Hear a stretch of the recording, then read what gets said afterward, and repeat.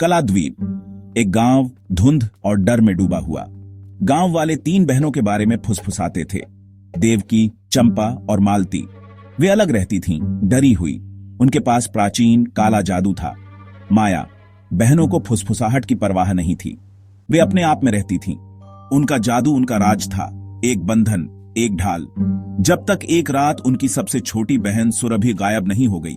कोई आम गुमशुदगी नहीं, ये क्रूर जमींदार रघुनाथ चौधरी का काम था। लालच ने उस पर राज किया। उसे शक्ति की भूख थी।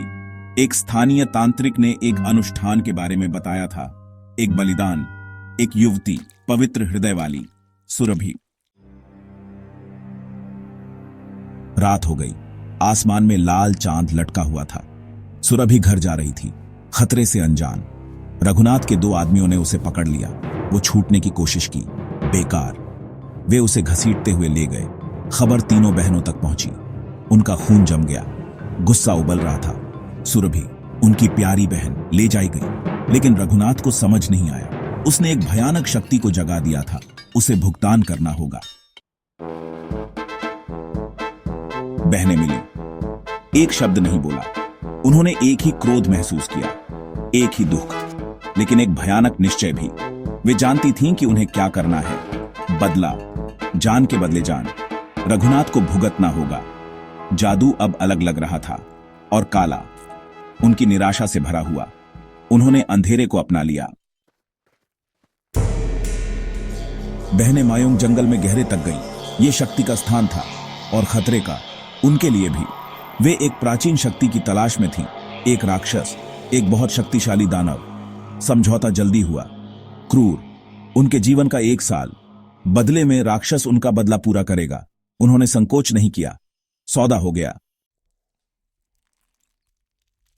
सेक्शन 5, बदला। बहनें कलाद्वीप लौट आईं, बदल गईं। उनके आसपास की हवा शक्ति से भर गई। उन्होंने अपना काम शुरू किया। एक श्राप बनाना, धीमा, दर्दनाक। रघुनाथ तड़पेगा। वो डर को जानेगा। वो जानेगा कि सब कुछ खोने का क्या मतलब होता है। वो निराशा जानेगा, और फिर मौत। सेक्शन 6, अनुष्ठान। पूर्णिमा की रात आ गई। बहनें एक वेदी के सामने खड़ी थीं। मोमबत्तियां टिमटिमा रही थीं, भयानक परछाइयां बना रही थीं। हवा धूप और डर से भरी थी। वे मंत्र जपने लगीं, शक्ति के शब्द, प्राचीन और भयानक। हवा ऊर्जा से भर गई।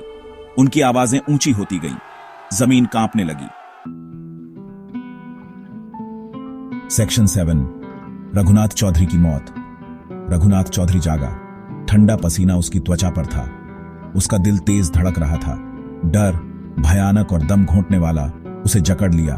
उसने अपने पहरेदारों को बुलाया। सन्नाटा। उसने उठने की कोशिश की। उसके शरीर में दर्द हुआ। उसने नीचे देखा। उसका मांस सड़ रहा था। उसकी आंखों के सामने सड़ रहा था। वो चीखा, एक चीख जिसका कोई जवाब नहीं मिला। वो अकेला था। उसका धन, उसकी शक्ति कुछ भी मायने नहीं रखती थी। वो सड़ता हुआ, रोता हुआ आदमी था।